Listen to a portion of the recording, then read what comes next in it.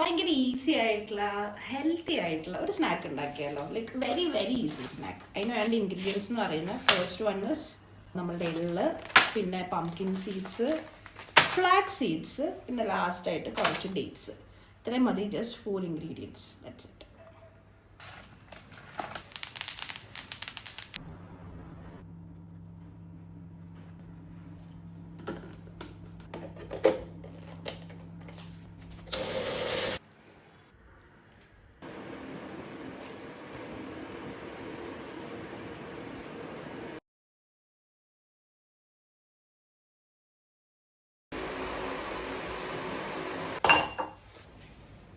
ഈ പാത്രത്തിൽ നമുക്കിത് ഇട്ട് വയ്ക്കാം.